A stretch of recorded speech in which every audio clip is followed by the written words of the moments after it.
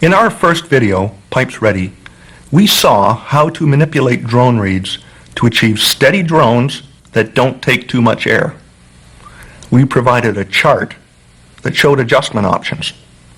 You might want to review that section if you're having trouble with some of your drone reeds. For our purposes here, we're going to take two drone reeds with very common problems and show you how to fix them. For example, I have one drone reed that I know from the tuning meter is the same pitch as my low A.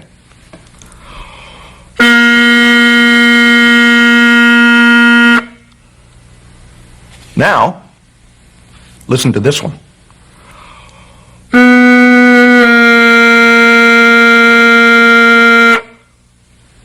It's very different.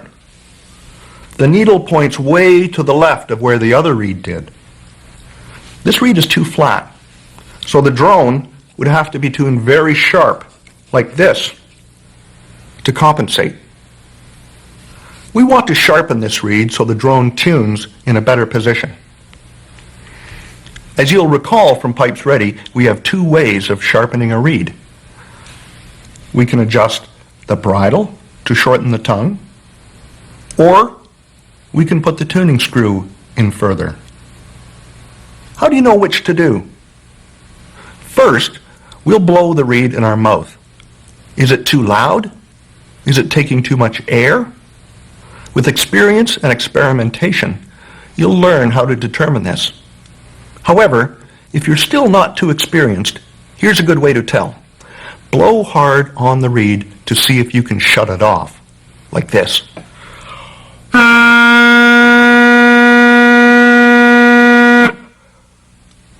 If you blow very hard and can't shut the reed off, that reed is probably too open, and you can adjust the bridle to make the tongue shorter, like this.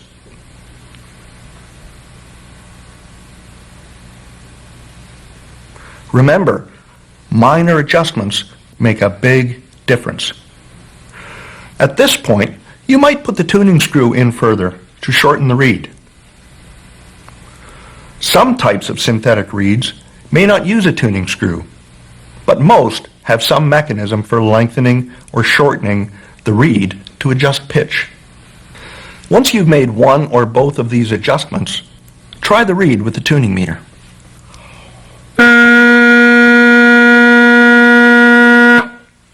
There. Now we have this reed tuning at the right pitch in the optimal tuning position. If the reed had been too sharp, the drone top would have been too high on the tuning pin, or the reed would have shut off. In this case, you would do the opposite.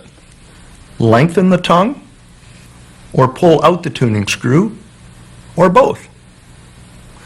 You can test the strength of the reed by blowing hard on it to see if you can shut it off with pressure. If you can't, that reed is probably too open, and the tongue can be shortened a bit. If the drone reed shuts off when you bring in your chanter, then it needs to be opened a bit by lengthening the tongue. As you can see, this process requires trial and error to zero in on the correct tongue length. These are basic techniques for adjusting drone reeds. Synthetic reeds are very simple to use, and these few techniques allow you to do a lot. Though cane reeds are covered in some detail in the Pipes Ready video, we won't address them here. I believe that the best synthetic reeds are nearly equal to cane in terms of tone, and are steadier, more reliable, and easier to work with, especially in drier climates. If you are just learning how to tune, it's a good idea to stick with the steadiest reeds you can find.